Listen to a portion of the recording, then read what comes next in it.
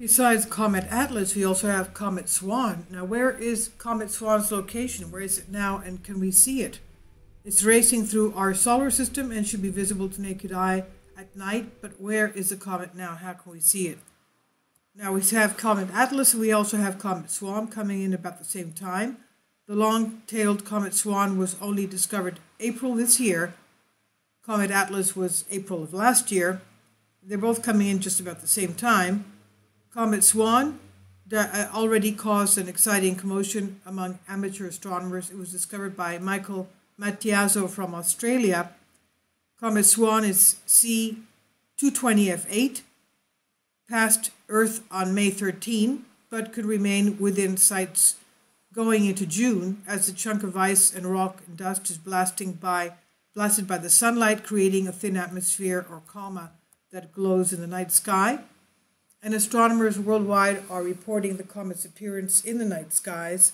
One Twitter user said, Comet SWAN has gotten a bit higher from my location in southwest Alabama. So here is through trees. SWAN releases some of the tail, and imaged by Richard Packard. Trailing behind the comet is an 11 million mile long trail of gas and dust. The comet made its closest approach to Earth on the night of May 12 to 13, passing within 0.56 AU, which might slightly be more than half the distance to the Sun. The comet should be most visible about May 27, by which point the comet will fly within 40 million miles of the Sun. And according to the SkyLive.com, May 15, the comet is cutting across the constellation Triangulum. Triangulum, or the Triangle, is a small constellation to the north of the celestial equator, and Comet SWAN itself will be best seen from the southern hemisphere, but you'll have a chance to spot it in the pre-dawn hours of northern hemisphere over UK, for example. Nick Feinberg of American Astronomical Society said to the New York Times that there will be some challenges. He said the comet gets higher as dawn breaks, which means it'll never appear in a dark sky for mid-northern observers. And when viewed from London, for example, look low on the northern horizon just before the sun rises.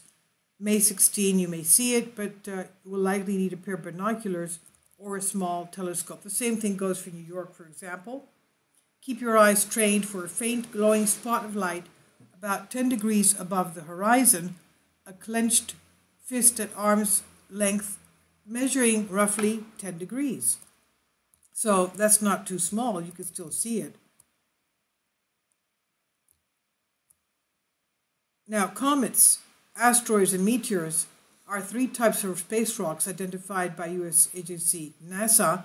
Comets are often called dirty snowballs because they're made up of frozen gases, dust, and ice. Comets are cosmic snowballs of frozen gases, rock, and dust that orbit the sun. And when frozen, they are the size of a small town. When a comet brings its the orbit brings it close to the sun, it heats up and spews dust and gases into the giant glowing head, larger than most planets, and the dust and gases from the tail that stretches away from the sun for millions of miles. NASA estimates that there are likely billions of comets flying around the sun in the Kuiper Belt, and more comets can probably be found in the Oort cloud beyond the farthest reaches of the solar system. This is by Sebastian Ketley of Express UK.